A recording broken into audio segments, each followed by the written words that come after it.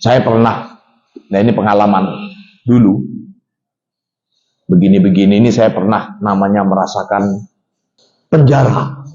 Saya cerita, ketika mau pulang dari Saudi ke Indonesia, tapi waktu itu cuma seminggu, alhamdulillah. Karena saya bikin huru hara. Huru hara saya setiap maghrib sama subuh, tapi saya memimpin selalu pembacaan tahlil. Nah itu orang-orang Pakistan, orang India ketika la ilaha illallah, semuanya itu rame, jadi ratusan orang. Nah itu yang bikin mungkin panas penjaga-penjaganya itu. Mau dimarahin, ini takut karena bacaan la ilaha illallah. Tapi kalau umpamanya dibiarin terus, mungkin susah mereka juga bisa tidur. Akhirnya pas saya itu dipulang cuma seminggu saja, hanya dikeluarin, dipulangin ke Indonesia. Itu berkah.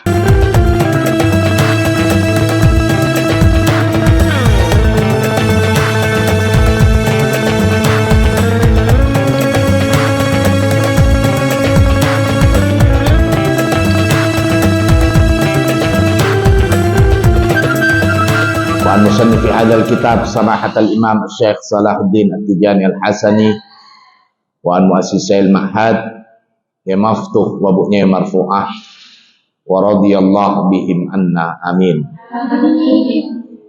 Pada pembukaan bab ini ada hadis Nabi yang mengisahkan bahwa ketika Rasulullah sedang melaksanakan sholat, sudah di tengah berlaku hukum ihram. Kalau diistilahkan umroh dan haji, sudah dalam kondisi ihram. Sholat juga begitu, dalam kondisi ihram. Mulainya kapan?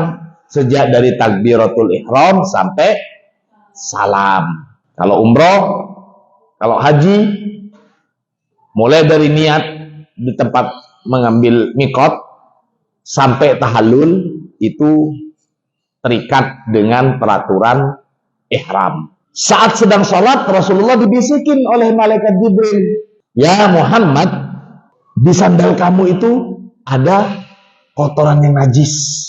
Itu. Jadi Rasulullah membuka sandalnya saat melaksanakan sholat.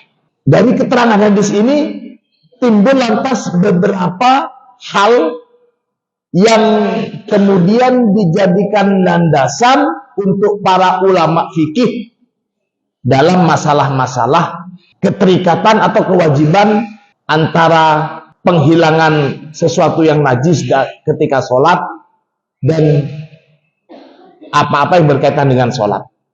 Permasalahan pertama itu dijelaskan apa yang dimaksud dengan mahmulul musolli, apa yang dimaksud dengan keharusan suci tempat, suci badan, dan suci pakaian. Nah, kita lanjutkan. Fa in shalla bin najasati nasiyan laha. Fa in shalla, maka jika sholat bin najasati dengan najis, maksudnya bisa jadi tempatnya yang bersentuhan langsung dengan badan kita itu ada najisnya, atau baju kita ada najisnya, atau mungkin ketika melaksanakan sholat sudah selesai, tahu-tahu ingat dirinya belum suci, baru udzur, lupa belum mandi besar, kemudian sholat, nasiyanlah, baik karena lupa, hatta faragha min sholatihi, hatta sehingga faragha selesai min sholatihi dari sholatnya man, awalam ya'lam, atau enggak lupa tapi lam ya'lam, tidak tahu biha dengan najis yang ada itu, hatta faragha minha, sampai faragha selesai siapa orang yang sholat minha dari sholatnya, fa sholatuhu, maka adapun sholatnya man sohihatun, sah.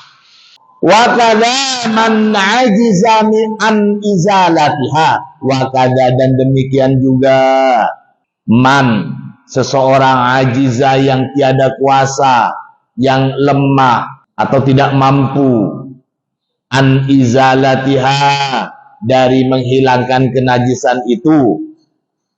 Tidak mampu karena apa? Li'adami wujudi ma'in tuhurin. Karena tidak adanya air yang suci. Ada ma'un tohir, ada tuhur. Kali ini maksudnya air untuk mensucikan pakaian yang najis. Mau pakaiannya najis, mau sholat, terus gimana? Gak ada air. Nah ini maksudnya ajis di sini nggak mampu, tiada kuasa untuk mensucikannya, karena memang nggak ada air untuk mensucikan. Umpama, li adami qudratihi ala izalatiha bihi, atau li adami qudratihi, karena tiadanya kemampuan, ala izalatihi, atas menghilangkan najis. Ini baju saya kena najis, kemudian ternyata air yang digunakan untuk najis juga meragukan, mutan najis. Wah, lebih baik tidak usahlah, nggak usah bersihkan. Terus gimana ini? Syarat sahnya sholat tidak terpenuhi, pakaian tidak suci, atau mungkin tempatnya meragukan, tidak suci. Lebih baik sholat apa tidak ya? Nah itu, saya pernah. Nah ini pengalaman dulu. Begini-begini ini saya pernah namanya merasakan penjara. Saya cerita. Ketika mau pulang dari Saudi ke Indonesia, itu ya ada namanya istilahnya tarhil, penjara tarhil, deportasi lah kalau di sini. Jadi pulang secara gratis. Nah itu di penjara, ya untung-untungan. Di penjaranya bisa cepat, bisa lama. Ada yang berbulan-bulan, tapi waktu itu cuma seminggu, alhamdulillah. Karena kenapa? Yang saya rasakan karena saya bikin huru-hara di penjara. Huru-haranya apa? Di sana kumpul berbagai warga negara dari Pakistan, India, dari Takroni, pokoknya orang hitam yang besar-besar, orang Indonesia juga sedikit. Yang jelas mereka Muslim semua. Ada yang sudah 2 minggu sebelum saya datang, ada yang sudah 3 minggu, ada yang sebulan. Nah waktu saya masuk itu gak ada kegiatan, ya cuma makan, ya seperti taruhlah musola ini, tapi di penjara, apa besi-besi semua, ya kumpul begini. Jadi desa-desaan ini kurang banyak. Jadi mungkin satu tempat itu nggak kepikiran mandi-mandi udah. Jadi nggak mandi di seminggu itu biasa. Bagaimana kumpul dengan orang banyak, kemudian namanya ya kencing atau sembarangan itu, jadi tempatnya itu untuk dikatakan suci atau tidak, wah mungkin terlalu banyak tempat-tempat yang terkena najis, termasuk juga bajunya dan sebagainya. Nah, ada ini, tidak usah saya sebutkan daerahnya, tapi sama-sama Indonesia. Itu nggak mau sholat, alasannya, aduh, sholat juga syarat sahnya nggak memenuhi, tempatnya bikin mang-mang, meragukan, juga pakaiannya, ya yang dipakai itu sudah namanya jarang, nggak seperti bawa koper gitu. Jadi pakaiannya yaitu yang seminggu, yang 3 minggu ya itu. Kalau saya alhamdulillah seminggu, karena saya bikin huru-hara. Huru-hara saya setiap maghrib sama subuh, saya selalu, entah apa waktu itu paling, ya termasuk paling muda, tapi saya memimpin selalu pembacaan tahlil. Nah itu orang-orang Pakistan, orang India ketika la ilaha illallah, semuanya itu rame, jadi ratusan orang. Nah itu yang bikin mungkin panas penjaga-penjaganya itu. Mau dimarahin, ini takut karena bacaan la ilaha illallah. Tapi kalau umpamanya dibiarin terus, mungkin susah, mereka juga bisa tidur. Akhirnya pas saya itu dipulang cuma seminggu saja, hanya dikeluarin, dipulangin ke Indonesia. Itu berkah, berkahan. Ya pokoknya bikin orang. Jadi petugas haji mungkin satu-satunya dalam sejarah petugas haji ketika mengantri untuk urusan paspor yang saya membawa 450 orang, petugasnya kok lama sekali ini. Di tempat imigrasi itu kan biasanya tempatnya sesuatu yang dalam kondisi tegang, takutnya nggak bisa masuk di kondisi seperti itu. Jadi saya pimpin baca sholawat badar, rame, ternyata petugasnya juga ikut dan dibikin cepat akhirnya. Itu tradisi termasuk sejarah di Saudi, ada jamaah haji yang bersolawat di tempat imigrasi. Tidak apa-apa, huru-hara dalam kebaikan, tapi ada berkahnya juga. Nah, ini kondisi ada yang nggak mau sholat karena syarat sahnya itu nggak cukup. Syarat sahnya nggak cukup. Maka di sini dijelasin, dan itu juga berlaku bagi kalian. Wa kadza man ajiza an izalatiha li adami wujudi ma'in tahurin aw li adami qudratihi ala izalatiha bihi wa lam yajid sauban ghairal mutanajjis, wa lam yajid, dan tidak mendapatkan siapa man sauban pada pakaian ghairal mutanajjis, selain yang memang pakaian najis, sudah terkena najis. Fa innahu yusolli bin najasa, fa innahu, maka sungguhnya man yusolli, boleh sholat bin najasati, dengan najis, meskipun sudah jelas-jelas najis. Kalau memang nggak ada lagi, monggo kerso, tak marapah, it's okay. Fa innahu yusolli bin najasati wa sholatuhu sohehatun, wa sholatuhu, dan adapun sholatnya man ini sohehatun, sah. Wa yuhramu alaihi, wa yuhramu, dan diharamkan alaihi, atas man, orang yang sholat, alaihi takhiruha, apa, mengakhirkan waktu sholat, karena tunggu aja lah dulu, ini belum jelas ini, nanti airnya kok nggak ada ini, nunggu sejam lagi, mungkin sejam lagi airnya ada, jadi ditakhir sambil nunggu air itu, belum jelas juga, jadi tidak usah, tetap saja sholat dengan kondisi apa adanya. Kurang 2 menit nggak ada, karena sudah kurang 2 menit nggak ada, sholat akhirnya. Itu termasuk waktu haram. Jadi lebih baik sholat saja. Perkara nanti ada lain, ada aturannya sendiri di sini. Maka di sini dikatakan wa yuhramu alaihi ta'khiruha hatta yakhrujal waktu, dan jangan diharamkan bagi dia untuk mengakhirkan sholat dengan kondisi yang seperti tadi itu, hatta yakhrujal waktu, sampai keluarnya waktu sholat itu. Fa in shalla bin najasati nasiyan aw li adamil qudrati. Tadi fa in shalla, maka jika sholat bin najasati, dalam keadaan najis, saya katakan begitu. Jadi ada najisnya. Nasiyan, karena lupa. Jadi ada najisnya karena lupa. Aw li adamil qudrah, atau karena tidak bisa untuk menghilangkan najis itu. Summa, kemudian tadzakkaro, ingat. Nah, kalau tadi lupa kemudian ingat, ba'da sholati, setelahnya sholat. Atau wajada tauban, atau mendapati tauban pada pakaian akhor yang lain, tohiron, yang bersih, yustahabbu lahu ayyu'idas sholah. Nah ini, yustahabbu, disunnatkan, lahu, bagi man, ayyu'idas sholata, untuk mengulangi sholatnya. Ini juga ikhtilaf ulama. Bagaimana kalau umpamanya sudah sholat, kemudian dia lupa, haruskah mengulangi sholat itu atau tidak? Ada yang menjawab yustahabbu, ada yang yujab. Tapi lihat dulu, ada keterangannya.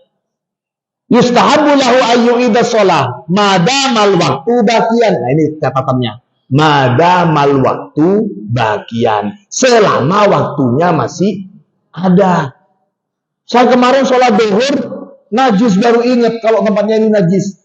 Gimana kalau saya ganti sekarang? Itu bukan adaan, itu namanya sudah kodoan. Apa perlu? Sebagian ulama ada yang mempersilakan, tapi nggak usah. Itu namanya bukan sholat lagi, itu sudah kodok. Karena sholat itu termasuk sesuatu yang wajib muakkatan. Jadi sholat duhur bukan cuma sekedar melaksanakan duhur, tapi memang sudah ada waktu duhur yang sudah tertentu. Itu kitaban muakkatan, kewajiban yang berwaktu. Kalau umpamanya sudah lewat waktunya, sudah bukan adaan lagi, itu namanya sudah kodoan. Ini fa in shalla bin najasati nasiyan aw li adamil qudrati summa tadzakkara ba'da sholati. Kemudian dia ingat ba'da sholati, setelah sholat, aw wajada thauban. Kalau tadi alasan ketidakmampuannya bukan karena lumpuh, memang tidak bisa gerak, tapi karena memang nggak ada baju lagi. Ada baju punyanya temen, punya sendiri najis semua. Nah, itu. Mau dipinjam temennya nggak ada. Kalau umpamanya pakai yang suci, subhat. Pakai yang suci, belum jelas kehalalannya, belum halas keridhaan temennya. Jadi lebih baik pakai seadanya meskipun najis. Ini perhatikan.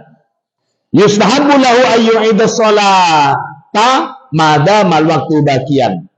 Wal maksudu bihi, adapun yang dimaksud dengan waktu bakian ini, al waktu daruri, ialah waktu darurah. Ada waktu darurah, ada waktu ikhtiyari. Ada juga ulama yang mengatakan waktu fadilah, ada juga waktu jawaz. Dalam hal waktu juga para ulama beda pendapat. Ada yang mengistilahkan ada perbedaan waktu, tapi ada ulama juga yang nggak ada namanya istilah perbedaan waktu di dalam sholat. Nah itu kajiannya. Ini termasuk berapa problematika yang muncul dari masalah fikih. Kita bagaimana? Kita lihat. Kalian sudah belajar kaidah-kaidah fikihnya, mana yang paling pas menurut kalian itu pakai. Waktu daruri itu gimana? Sini dikatakan wahwa fi dhahraini lil isfirar. Dhahraini itu maksudnya apa?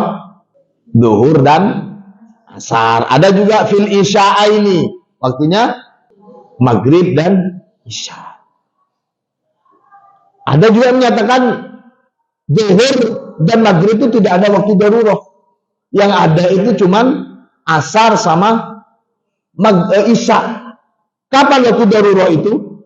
Fi dhahraini, di waktu antara zuhur dan asar itu lil isfirar. Lil isfirar itu maksudnya min isfirari syamsi ilal ghurub. Ketika matahari sudah menguning, sudah waktunya mendekati terbenam. Itu isfirar, itu waktu darur. Wa fil isya'ain li tulu'il fajri, di sini sampai terbenamnya matahari. Mulainya kapan? Min sulusil lail ila tulu'il fajri tsani. Itu betul. Waktu darurah, waktu isya itu min sulusil lail, mulai dari pertiga malam ila tulu'il fajri tsani, sampai terbitnya fajar yang kedua. Itu ya waktu darurah. Wa mahmulul musalli, dan adapun bawaannya orang yang sedang sholat itu yasmalu ma istaqarra bi batnihi minan najasah. Yasmalu termasuk juga ma istaqarra, apa-apa yang ada di dalam, min batnihi dari perutnya, minan najasah dari halal najis, termasuk yang haram juga ini. Ka ayyashroba khamran, seperti minum khamr. Fayajibu alaihi ayyataqayya'aha, fayajibu maka wajiblah bagi alaihi atas man ayyataqayya'aha, untuk memuntahkan khamr itu malam tataghayyar, selama belum berubah an suratiha, dari bentuknya, in amkana, jika mungkin, wa illa kana ajizan, wa illa tapi jika tidak, karena ajisan, karena ada siapa musolli ajizan, termasuk yang lemah, yang nggak mungkin lah. Kalau sudah masuk ke perut, kopi pun sudah membaur. Itu masalah yang pertama. Mudah-mudahan ilmu kita bermanfaat. Al-Fatihah. A'udzubillahi minasyaitonir rajim.